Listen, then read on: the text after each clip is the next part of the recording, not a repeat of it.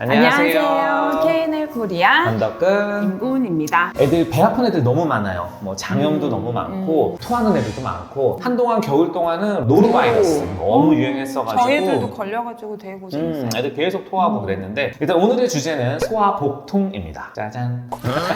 복통은 우리가 어떻게 접근을 해야 되냐면요. 일단은 연령에 따라서 조금 원인이 다를 수도 있고 복통의 아픈 위치에 따라서 다를 수 있어요. 사실 의사 입장에서도 우리가 요즘에 이제 코로나 때문에 전화 상담이 되게 많았어요. 근데 전화 상담으로 제일 해결하기가 힘든 게 복통이에요. 맞아, 만져봐야 되는데 이거는 우리가 만져봐야 되고 위치를 파악해야 되는데 자, 제일 흔한 복통을 두자면 뭐가 있을까? 일단 애들 막 초등학생들 막 툭하면 배 아파요. 뭐 일주일 전에도 배 아팠어요. 5살, 6살부터 해서 초등학교 저학년까지 정말 배 아파서 오는 애들 많아요. 어머니들 다 꾀병이라고 생각하시더라고요.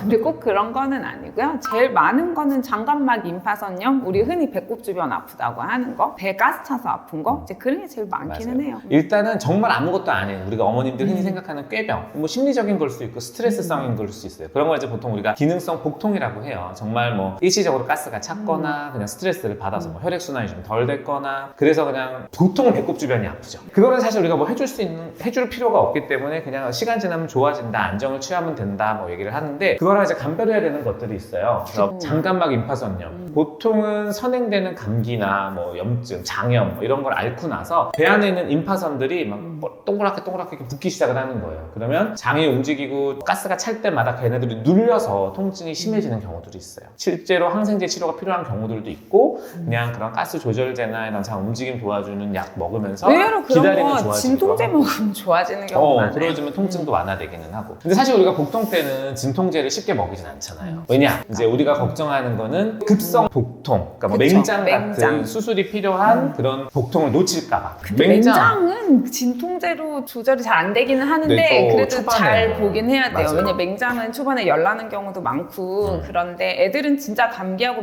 애들 맹장염은 정말 놓치기가 쉽거든요. 왜냐면 처음에는 맹장도 우리가 흔하게 아는 하복부, 우측 하복부 통증으로 오른쪽 시작되는 게 아니라 가운데나 구토로 맞아요. 시작을 한다거나 열로 시작하는 열로 애들도 시작하는 있어요. 경우들도 있고 설사하는 배 애들도 안쪽으로 있어요. 설사로 시작하는 경우들이 있어요. 그러면 이제 장염이겠거니 하고 있는데 통증이 계속 있으면서 열이 안 떨어져. 그러면은 이제 우리가 맹장을 만져봤을 때 위치를 이제 그때는 전형적인 맹장 위치가 점점 아파져 오는 거거든요. 그래서 진료실에서 이제 복통으로 오면 선생님들이 항상 오른쪽 아래를 항상 눌러보시는 거 보실 거예요. 그러면 이제 이거 맹장을 감별하기 위함이구나. 왜냐면 생각보다 세돌, 네돌 애들도 맹장이 있어요. 이런 아이도 맹장에 걸려요. 이러지만 실제로 있어요. 장염, 후유증 때문에 생기든 뭐 다른 이유 때문에 생기든. 그래서 이제 우리가 제일 위험한 맹장. 또 하나 우리가 놓치면 안 되는 게 장중첩이에요. 그렇죠. 애들한테 배 아픈 것 중에 이제 제일 문제가 장중첩증이죠. 예. 장중첩증은 처음에는 애들이 너무나 전형적인 경우는 사실 캐치하기가 쉬워요. 그 전형적인 증상은 뭐냐면 배가 아프다 말다예요. 정말 똑딱시계를 켜놓은 것처럼 딱 키면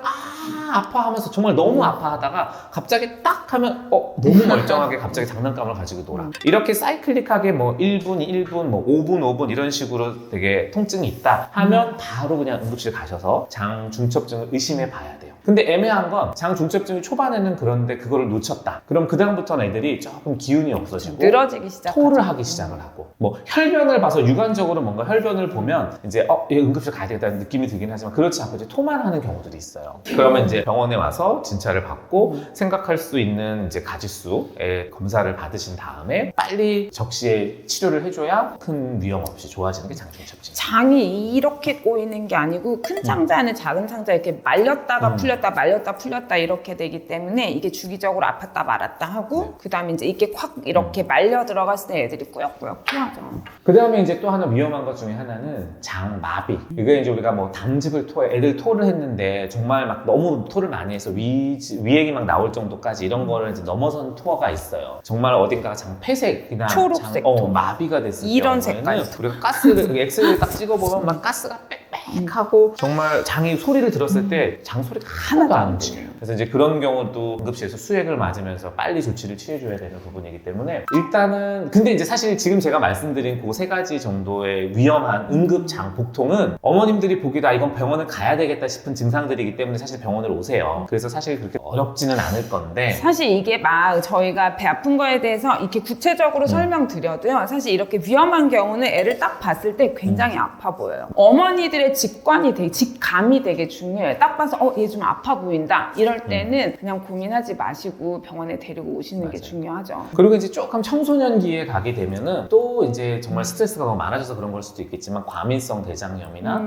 아니면 뭐 크론병 이런 거 들어보셨을 수 있어요. 염증성 대장염 같은 게 좀 생기는 경우 있어요. 그리고 의외로 내시경을 안 해서 그렇지 애들한테 위염도 많아요. 굉장히 많이 있어요. 그래서 이제 상복부가 아프다 그러면서 뭐 명치. 명치가 아파요, 뭐가 아파요 이러면 이제 우리가 위염 약을 좀 처방을 하기도 하고 너무 심한 애들은 소화도 내시경을 이제 권유하기도 하고요. 해요. 실제로 애들 헬리코박터 위험 있는 경우에는요 굉장히 토 많이 해요. 평소에 토를 많이 하는 애들은 내시경 꼭 한번 해보시는 것도 중요합니다. 그리고 이제 좀 청소년기에 애가 변이 맨날 무르게 보고 가끔 변을 보면 뭐 혈변도 좀 나오는 것 같고 혈변은 아니지만 설사처럼 잦은 변을 본다라고 하면 그러면서 체중이 빠진다. 체중 감소가 있고 뭔가 애가 기운이 없고 그러면 이제 염증성 대장염 같은 것도 우리가 감별을 해보기는 해야 돼요. 그렇죠. 그게 이제 쿠런씨병이나 궤양성 대장염 같은 경우인데 그게 청소년기에 굉장히 많이 발병을 하는데 굳이 다이어트를 하지 않는 애가 몸무게가 한 달 새 10% 정도가 빠졌다. 그러면은 그거는 꼭 전체 장에 대한 내시경을 이제 한번 해보시는 게 중요해요. 근데 사실 제일 흔한 거는요. 이게는 저희가 이제 조금 어떻게 보면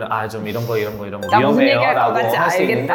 있는데 100명 중에 90명이 복통으로 응급실에 오면 다들 배를 부여잡고 한 7살, 6살 된 애들이 막 너무 아파서 떼굴떼굴 굴른대요. 엄마가 막 업고 와요, 너무 아버지가. 아파서. 그러면서 애가 정말 배도 못 만지게 해. 그런 경우에 제일 흔한 원인은 사실 똥이 차 있는 경우가 많아요. 근데 네. 이제 똥이 뭐 꽉 차 있는 게 아니에요. 맞아요. 그냥 장 중첩증처럼 똥 한 덩어리 딱딱한 거 한 덩어리 하나가 어딘가를 막았다 빠지면 거기에 이제 너무 가스가 아프지. 차고 너무 꼬이는 것처럼 아픈 거예요. 그래서 이제 방구를 낀다거나 장 마사지를 계속 해주고 배를 따뜻하게 해줘서 좀 혈액순환이 잘 돼서 그 부분을 얘가 통과를 하거나 빠져나가고 나면 갑자기 정말 애가 언제 아팠냐는 듯이 어머님들 너무 머쓱해져서 얘 괜찮아질 거라고 약 먹지 말고 1시간만 기다려 보시라고. 그러면 머쓱해져서 돌아갈 정도의 증상이 제일 흔하긴 해요. 갑자기 밥 먹고 잘 놀던 애가 갑자기 배가 너무 아프다 그러면은 그때는 1시간 정도는 관찰하셔도 돼요. 그냥 조금 화장실에 앉아서 방구를 좀 끼게 해본다거나 요가 자세, 고양이 자세 있잖아요. 엉덩이 뒤로 이렇게 쭉 빼고 하는 그런 자세를 하면은 조금 이게 가스가 분출이 되기도 하고 그러거든요. 그리고 장 위치가 조금 바뀔 수 있어요. 밑으로 내려오면서. 그러면 애들이 이제 조금 증상이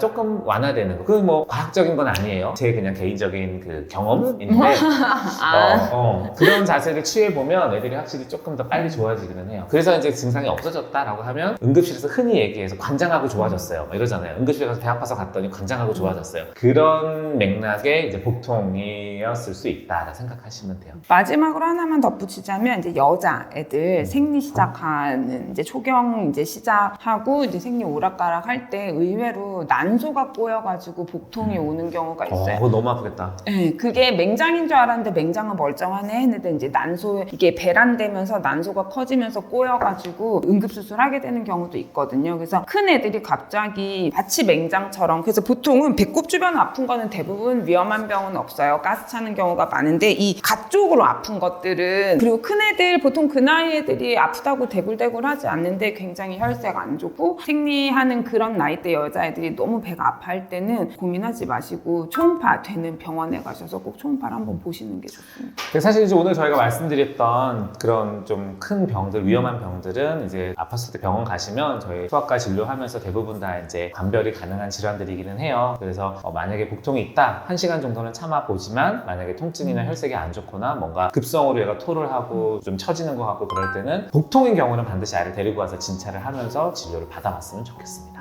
네. 그래요. 그럼 오늘은 여기까지 하고 다음에는 저희가 다른 주제를 한번 가지고 와서 말씀드리겠습니다. 감사합니다. 안녕히 안녕히 계세요. 계세요.